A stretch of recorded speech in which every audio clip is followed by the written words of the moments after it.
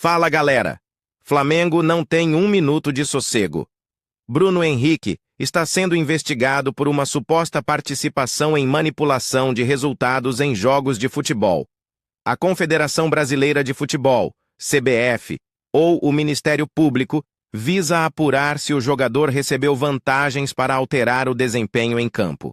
Vamos ver o que a imprensa está falando sobre esse caso. Não se esqueçam de curtir, comentar, ativar o sininho e se inscrever no canal. E aí aqui hoje na Polícia Federal a gente não conseguiu confirmar se esses mandados já foram cumpridos aqui em Belo Horizonte, porque como eu falei, está tudo sendo deflagrado a partir do Distrito Federal, né? Começou por lá e aí eles estão fazendo esse apoio aqui em Minas Gerais e também no Rio de Janeiro. Mas nos próximos dias a gente deve ter mais informação com relação a isso, porque aí, a partir do mandado de busca e apreensão, a polícia vai pegar, no caso, os telefones, vai pegar trocas de e-mail, vai pegar computador, enfim, tudo que eles possam recuperar, algum tipo de conversa, algum tipo de evidência de que isso de fato foi ou não manipulado, ou se foi uma coincidência, mas uma coincidência que infelizmente estaria envolvendo pessoas muito próximas ao jogador. Mari.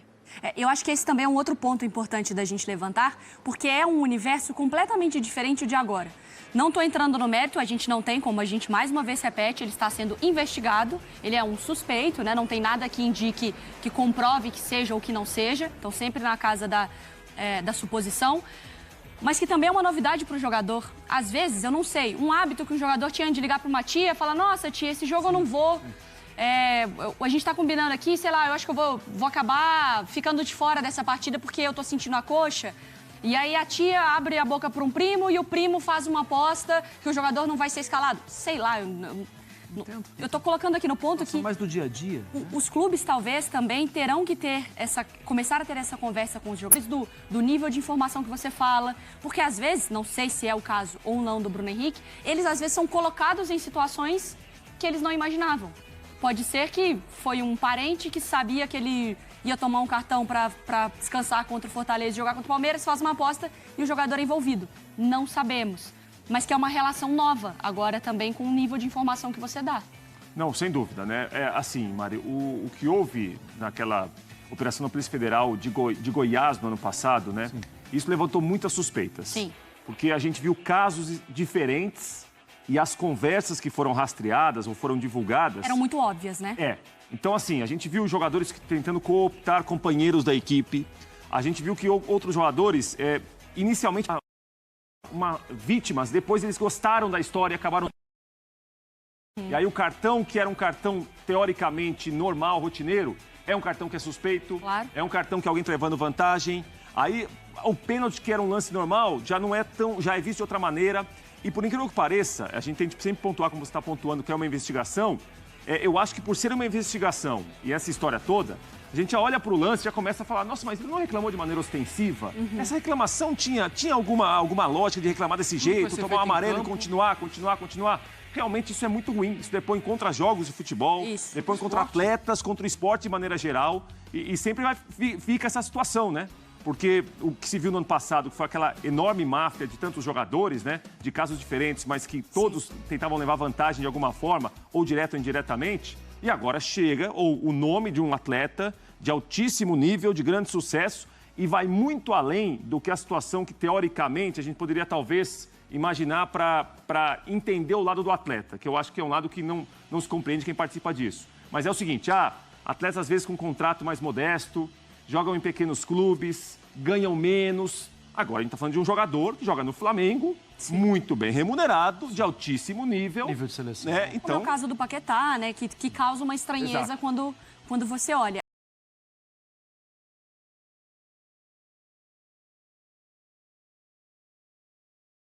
Era um esquema no qual mais de 100 pessoas foram acusadas, na máfia da loteria dos anos 80. Então, naquela época você tinha que apostar empate ou vitória de cada um dos lados. Depois veio o caso Edilson, em 2005. Também era resultado. E se entendeu, aquele grupo entendeu que bastava corromper um árbitro, ou dois no caso, que era o Danelon e o Edilson, e descobriram que nem sempre o juiz conseguia entregar o resultado que acordavam.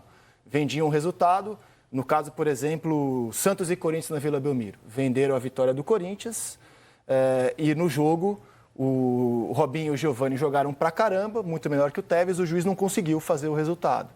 Então, assim, foi uma falha, mas já eram 2 sites que eles utilizavam, à época ilegais, mas que todo mundo podia acessar aqui no Brasil.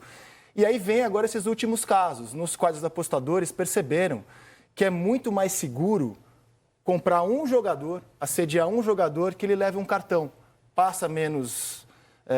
Um cartão, um pênalti? Passa mais despercebido, né? É um jogador só, ou seja, a chance de você ter prejuízo com isso é muito menor do que você tentar garantir um resultado de um jogo. E hoje existem muitas formas de aposta, né? Você pode apostar em número de escanteios, pode apostar em quem vai fazer o próximo gol, com quantos minutos, quanto vai estar o jogo, o jogador que leva cartão. Enfim, as possibilidades são muitas do que existia anteriormente. Um escanteio antes de X minutos, tem umas loucuras assim. Agora sim, você tem, se por um lado o aumento significativo dos sites de aposta permite mais volume, mais gente apostando e também mora o risco de manipulação, por outro, a legalização é fundamental para que você possa fiscalizar isso, você tenha mecanismos para fiscalizar isso. Agora, Rizek, eu acho que é muito importante daqui para frente que a gente consiga criar, eu estava até conversando com o Lino sobre isso, uma legislação que você comece a inibir, porque uma legislação ainda mais rigorosa, não só a punitiva, mas antes de chegar na punição.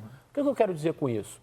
Porque um jogador que é investigado, se no fim dessa investigação ele for punido, esse jogador, ele foi um jogador corrupto que ficou livre durante 6 meses, 7 meses, 8 meses, 1 ano, uma temporada, e continuou desfrutando do jogo contra outros atletas que foram honestos durante o tempo inteiro. Eu não sei se é possível criar uma punição preventiva, como é o caso do doping, por exemplo.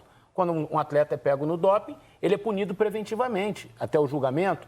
E aí isso precisa acelerar os processos de julgamentos. Porque, senão você também não pode deixar uma pessoa punida preventivamente por 6 meses e depois, no fim, ela é inocente. Pois é. Então, mas isso é preciso que se criem alguns tipos de mecanismos. Primeiro, para inibir. E depois, para você não permitir que lá na frente uma pessoa que foi punida, que foi culpada por um crime, ela desfrute durante 6, 7 meses contra atletas que são limpos, por exemplo. Mesmo que esse período seja limitado, né, Eric? Você pode, por exemplo... Eu não sei como, eu não sou legislador. Até esse jogador entende? ser julgado, né, até ele ir para o julgamento de fato, ele vai ficar ali 3 meses sem atuar, ele vai ficar 2 meses sem atuar, porque realmente faz sentido isso que você está falando. Eu concordo totalmente com você. Então, aqui, por exemplo, a gente está diante de um jogador que pode ver a sua carreira encerrada. No Brasil, a Justiça Esportiva aplicou punição de 1 ano para os seguintes atletas que voltaram a jogar agora. Eles acabaram de cumprir a suspensão. O Igor Cariús, que era atleta do esporte à época da denúncia. O Bauerman, que hoje está no Everton do Chile, era jogador do Santos. O Sávio, que hoje está no Remo. O Brian Garcia, que hoje está no Independente Del Valle. O Kelvin Lomônaco, que hoje está no Independente, Kevin, o Aleph Manga, Curitiba, e o Fernando Neto, que está sem clube. Ao todo, 22 jogadores foram penalizados pelo STJD, 5 deles foram banidos definitivamente do futebol, outros, porém, foram punidos com suspensões que variam entre 360 e 720 dias. A maioria ainda cumpre a pena, enquanto essa parte, como a gente já mostrou, está liberada para jogar. Eu tô com o Eric, eu acho que a gente precisa ter punições muito pesadas, cara. Mas é só um cartão, não é só um cartão. Não é só um cartão. Só lembrando que a diferenciação entre esses jogadores que a gente mostrou, né, que voltaram mais rápido, a gente pode botar assim, no período de 1 ano, e os jogadores foram banidos do futebol, a diferenciação jurídica foi a quantidade de dinheiro que eles levaram. Teve gente, por exemplo, levando 150 mil reais. E a influência que eles tiveram no envolvimento de outros jogadores, né? Teve até um caso, inclusive, um ex-jogador do Fluminense, o Vitor Mendes, zagueiro, com o Gabriel Tota. Na época, ambos jogavam pelo Juventude. E que houve, inclusive, uma chamada de vídeo no vestiário com um dos caras que estavam ali manipulando as apostas. Né? E uma chamada de vídeo em tom debochado. No vestiário, ambiente sagrado. Vestiário, sabe? Então, assim, a Justiça Desportiva, ela considerou, né, essa diferenciação. Aí, é claro, se a gente for projetar algo em cima do Bruno Henrique, se de fato ele for culpado, se de fato for provado alguma coisa, o caso dele não se assemelha a desses jogadores, né? Sim. Seria muito mais próximo dos jogadores que levaram a punição mais branda. A gente ainda está aprendendo. Eu acho que a própria legislação também ela vai evoluir de alguma forma. Mas o que me incomoda é que se alguém que fez isso de propósito e por conta da investigação, ela ser uma investigação delicada e demore um pouco mais de tempo, essa pessoa possa desfrutar ainda de algo que é tão sagrado, que é o esporte, que é você duelar contra alguém que é limpo, e você não está limpo. Assina embaixo. Eu vou trazer informações do ponto de vista do Flamengo. Aqui foi o seguinte, ó. O Paquetá deixou de ir para o City. O City ia comprar o Paquetá, a pedido do Guardiola. O City, diante da investigação e da denúncia, não quero mais o jogador, não dá. O City deixou de... não comprou porque se ele for banido, eu fico com o problema. Ele está sendo investigado, eu não quero... Bom, é a mesma questão da seleção brasileira. Ele pode jogar? Pode. Então traz, joga. Aí assim, a razão exata eu não ouvi nada. E a verdade é que nesse universo os clubes são as maiores vítimas. Os clubes são vítimas desse esquema. Porque você, por exemplo, o West Ham pagou uma fortuna pelo Paquetá. O Flamengo pagou e investe pesado no Bruno Henrique. Eu não vou por 3 anos, inclusive. Tudo no condicional aqui, né?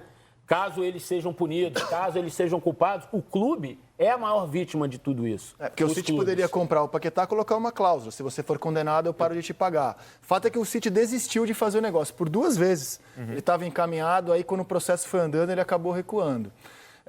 O clube do Bruno Henrique atual, a denúncia é de quando ele jogava no Betis, mas o clube atual dele, Botafogo, também seguiu com ele normalmente, ele está livre para jogar. A seleção segue convocando os dois. A FIFA permite que eles joguem, porque eles estão disputando eliminatórias da Copa. Eliminatórias é uma competição da FIFA. Por enquanto, eles são apenas investigados, no caso do Paquetá, denunciados. Mas qual será a postura do Flamengo? O Flamengo já teve tempo de recolher informações sobre o caso. Qual a postura do Flamengo com o Bruno Henrique? A gente vai ao vivo agora para o Ninho do Urubu conversar com a Ana Flávia Nunes, a nossa repórter. Ana Flávia, boa tarde a você. Bem-vinda ao Seleção.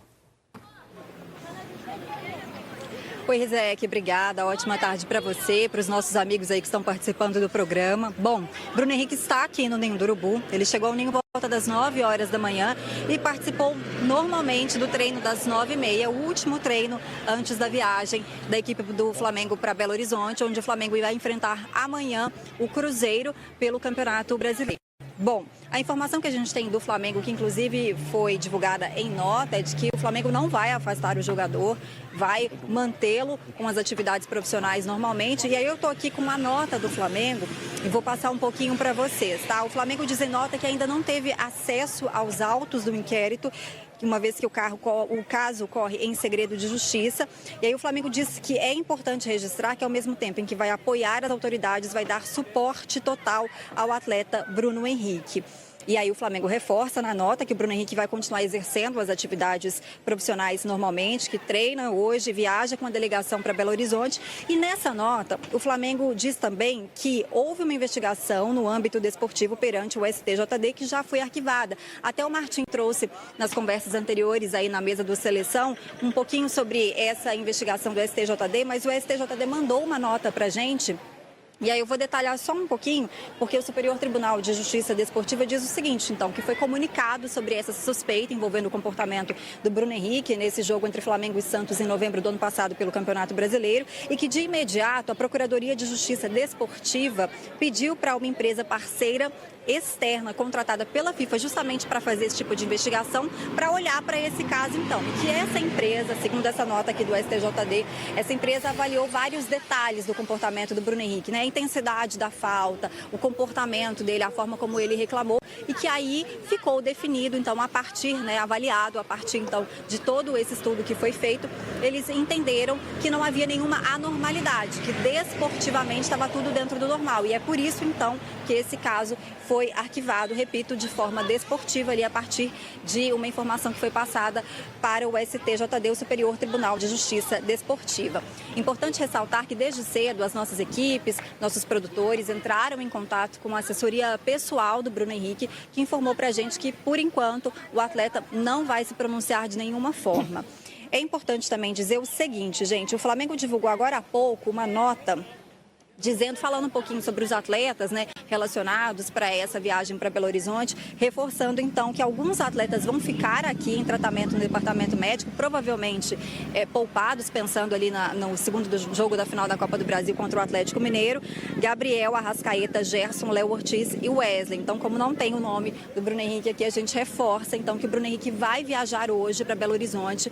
A previsão é de que o Flamengo saia aqui do Ninho do Urubu por volta das 13h40. A gente vai estar aqui ao longo longo de toda a tarde, até a noite, acompanhando também os desdobramentos de todo esse caso. Mas o que a gente tem de concreto até agora é que sim, Bruno Henrique está relacionado para esse jogo de amanhã em Belo Horizonte contra o Cruzeiro pelo Campeonato Brasileiro. Vai viajar com a delegação, sai daqui por volta das 13h40, está no ninho aqui desde de manhã, veio para cá inclusive por volta das 9 horas, depois que a casa dele foi alvo então dessa operação, em que a polícia esteve lá de manhã cedo, que foi apreendido computador, telefone com ele, enfim. Então a gente está aqui, Rizek, acompanhando todos os detalhes. Qualquer novidade, eu chamo vocês para a gente atualizar esse caso. Muito obrigado, Ana. Bom trabalho por aí. Investigação séria, sim. A polícia bate na porta do suspeito de surpresa. Ninguém tinha essa informação antes. Não é você anunciando, olha só, estou investigando manipulação, hein? Atenção, esses são os jogos. Não é assim que se investiga manipulação esportiva, Martim. Pois é, agora a gente vai... Fica na expectativa de saber o que tem nesses computadores, o que tem nesses celulares, que ligação havia de fato entre o Bruno Henrique e os apostadores. Até lá a gente tem que esperar. E é importante isso que a Ana falou também, que o STJD olhou e não viu, né? Então o Bruno Henrique de fato não tem nada que o impeça de jogar, por exemplo. Então, vamos continuar aguardando, enfim. Tem um ponto importante desse relatório da IBIA, né? Da IBIA, dessa entidade que produziu o indício ali inicial que deu origem à investigação, que é o comportamento dos apostadores era de quem tinha convicção, muita convicção que o resultado desejado seria obtido. Então era o tipo de aposta já de quem sabe o que vai acontecer. Isso está no relatório que foi entregue à CBF e repassado para as autoridades. Essa empresa é ligada a alguém? Ela não tem fins lucrativos? Não, ela é uma entidade uma agência formada pelas empresas de aposta. São as empresas de aposta que financiam. Mas ela não tem bandeira, não é de nenhum país, ela não tem ligado... Não, o relatório que eu obtive, ele está em inglês e essa é uma agência que fica em Londres. A sede é em Londres. Foi a mesma entidade... também foi o trabalho dessa entidade que deu origem à investigação sobre o Paquetá. Inteligência e tecnologia, basicamente. Não é um trabalho nem feito por humanos, assim, é algoritmo, né? Mas que inteligência artificial. Porque para a polícia, e normalmente, Martim, nesse tipo de investigação, a polícia, quando ela torna público, quando ela vai na casa de alguém, ela já percorreu vários passos. Vários passos. Ela está muito adiante. Vários passos. E ela traz para a gente agora os primeiros passos. E quando se puxa o fio disso... Certamente. Normalmente, lá na frente, já tem muito mais coisa. Você acha que mais gente pode ser envolvida? Você acha que... Eu perguntei hoje se havia mais jogos, mais jogadores, e a resposta que eu vi foi que, por enquanto, não. Mas é que para se chegar a bater na casa de um jogador, para entrar no... A polícia tinha um mandado para entrar no ninho do urubu, por exemplo. Claro. Não foi? Então, assim, para a justiça dar esse mandado, é porque o pedido já tem que ser muito embasado. A polícia não vai pedir assim, deixa eu entrar lá na casa do Bruno Henrique para ver o que tem. Tem que ter alguma evidência. Tem que estar muito já embasado. Então, e o que você quer procurar exatamente. Exatamente. Né? Então, assim, o que você está procurando? O pedido tem que ter muito argumento para a justiça permitir. Depois, claro, pode abrir os celulares lá e não ter nada demais. Isso pode acontecer, mas o pedido é exatamente isso que você falou. Você tem uma ideia como o tema hoje é crucial no esporte? A CBF criou um núcleo de integridade. E colocou para chefiar esse núcleo um procurador de justiça, um ex-procurador de justiça. O ex-procurador-geral do Estado do Rio de Janeiro. Exatamente, não é um procurador qualquer, é o Eduardo Gussi, que foi simplesmente presidente da Associação do Ministério Público do Estado do Rio de Janeiro. Então, eu acho muito sério o tema. É seríssimo o tema. Eu acho que o futebol tinha que olhar de uma forma assim como nunca se olhou para algo tão... É muito maior do que o doping, por exemplo. É muito maior. O doping é uma trapaça, né? Uma trapaça... Mas eu digo, no futebol ele é muito menor, assim, você tem muito menos casos ao manipulação longo da história. É um tiro no coração do jogo. Você acaba com a credibilidade do jogo. Toda a indústria está erguida fica sob suspeita, cara. No fato de que, na base de que o jogo é limpo, é puro e é imprevisível. Se for previsível, vira outra coisa, vira telecat, assim, ninguém vai pagar para ver um jogo que você já sabe o que vai acontecer. E essa dúvida que você tinha, mas os sites de aposta, eu acho que é importante que muita gente, hoje estou vendo nas redes sociais, mas o Campeonato Brasileiro tem nome de site de aposta, todos os quadros são patrocinados, todos os clubes são patrocinados por sites de aposta. Sim, é uma situação hoje que me parece imutável no esporte mundial, né?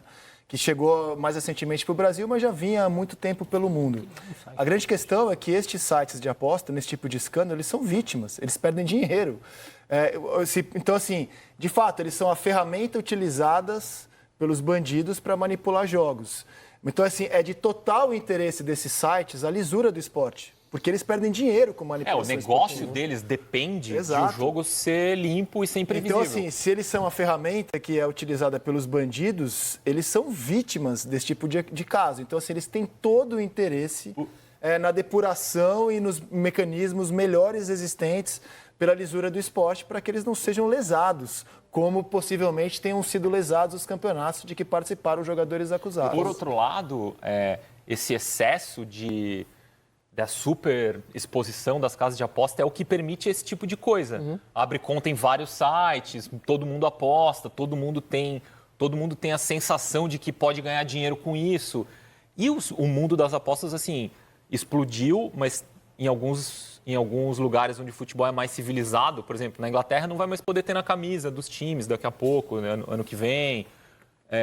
A gente vive uma situação que, para mim, na minha opinião, é ultra bizarra, que é jogador poder fazer propaganda de aposta. O jogador, ele está fazendo uma propaganda que ele é proibido de consumir. Não proibido... Proibido, assim, acaba com a carreira dele. Ele não pode. Mas, ao mesmo tempo, ele pode incentivar outras pessoas a fazer. Isso é uma contradição, para mim, que é gravíssima, assim. E essa discussão porque isso não é igual fazer, sei lá, propaganda de bebida alcoólica. Bebida alcoólica faz mal, vai prejudicar o desempenho, teve no futebol beleza. Europeu... Agora, aposta é uma coisa que, se o cara fizer, ele é banido do jogo. Com a carreira dele. E, ao mesmo tempo, tem jogadores dizendo, aposta, sabe, uma contradição. Na Europa, a pena que a gente aplicou aqui de 1 ano sem jogar, porque o jogador comprovadamente recebeu dinheiro para receber cartão, na Europa, ela foi aplicada a jogadores pelo simples fato de apostarem, jogadores viciados em jogo. Confessaram o vício. Confessaram que apostaram, não apostaram assim, eu vou receber cartão. Simplesmente, como disse o Martim, fizeram uso de sites de aposta. Apostaram em qualquer coisa. Ivan Toney é o melhor exemplo disso. Ivan Toney, Ivan Toney e o Sandro Tonali. O Sandro Tonali foi punido. Os dois voltaram a jogar já, Os dois ficam 8 meses e o outro ficou 1 ano. Por que o jogador não pode apostar? Porque entende que o atleta tem informação privilegiada. Então, assim, ele sabe quem está machucado, quem não está, então ele não pode apostar. E nesse caso, assim, era uma aposta até... Por isso que as penas foram pequenas, né? Se considerar que o ano é pequeno, porque eles apostavam que o time deles iria ganhar.